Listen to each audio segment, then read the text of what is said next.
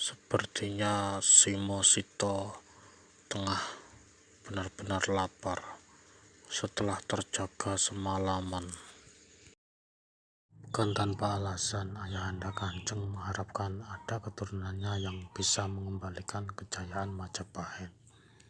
Juga bukan tanpa alasan, kami bertiga diberikan mandat oleh Eyang Gede Selo untuk selalu mendampingi Kanjeng.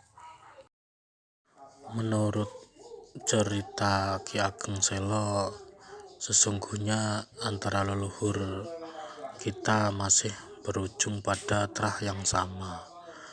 Ayah Ki Ageng Selo yang bernama Ki Ageng Gedas Pandowo adalah putra Raden Bondan Kejawen. Ia merupakan putra Prabu Kertabumi yang lahir dari seorang istri selir bernama Roro Wandansari. Jadi kita berempat ini sesungguhnya masih trah ing ngaluhur Majapahit.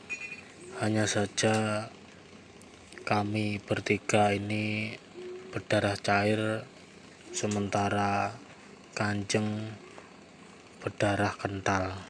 Karena konon menurut ceritanya, leluhur kami yang Bondan Kejawen hanyalah seorang lembu peteng, seorang anak raja yang kelahirannya disembunyikan hingga harus dibesarkan di luar kerajaan. Sementara leluhur Gusti merupakan Sekar Kedaton yang lahir dari istri permaisuri. Selain soal trah tadi, kami bertiga mendukung rencana itu karena memang Kanjenglah orang yang paling tepat untuk melanjutkan kebesaran Majapahit. Jadi Demak memang mestinya ada dalam genggaman Kanjeng sebagai langkah awal untuk mewujudkannya semua rencana besar wasiat leluhur-leluhur kita.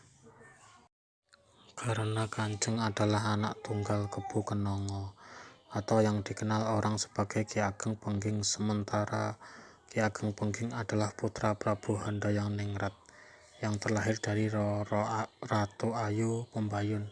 Prabu Handayani sendiri adalah keturunan Balawardana yang merupakan trah Sriwijaya, sedangkan Ratu Ayu Pembayun adalah putri Prabu Kertabumi.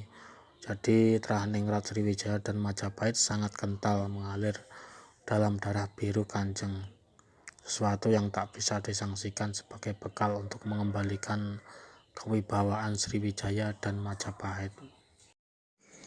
Bahwa setelah mangkatnya Gajah Mada, Majapahit mengalami kemunduran yang sangat dahsyat. Tak ada patih Mangkubumi penggantinya yang bisa menjaga keutuhan Nusantara dalam genggamannya. Hingga berpuluh-puluh tahun kemerosotan itu berlangsung sampai ketika tampuk tahta berada dalam kuasa Prabu Kertabumi. Ia pun tak mampu menahan rongrongan dari kerajaan Bali yang telah memberontak dan hendak menghancurkan Majapahit. Sebagai jalan untuk menyerbu Majapahit, Prabu Kalagerjita dari Gelgel itu pun telah menyeberang ke tanah Jawa dan berhasil menaklukkan Blambangan. Prabu Kertabumi yang merasa tak kuasa menahan serangan besar-besaran prajurit Bali kemudian mengangkat sayembara siapa saja yang bisa membantunya menaklukkan Raja Gelgel berhak mendapatkan sang putri Ratu Ayu Pembayun dan akan diangkat menjadi menantu utamanya.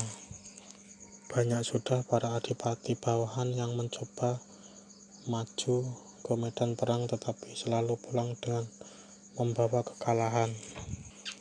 Hingga datanglah Prabu Handayaningrat dari kerajaan Pengging yang merupakan keturunan Balawardana menawarkan diri.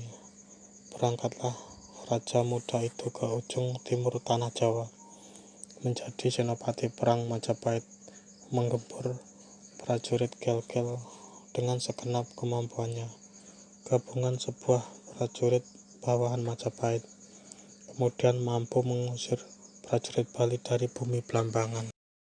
Dan seperti janji sang Brawijaya, Ratu Pembayun pun menjadi istri Handayaningrat, dan hubungan Majapahit dan Pengging pun menjadi sejajar. Jadi dalam diri Kanjeng, kehormatan seorang bangsawan Majapahit dan keperwiraan seorang senopati Pengging telah bersatu, maka tak ada alasan lain Gustilah yang lebih tepat meneruskan kejayaan Majapahit, bukan anak keturunan Raden Patah yang sama sekali tak layak mengaku trah keturunan yang sah dari Brawijaya.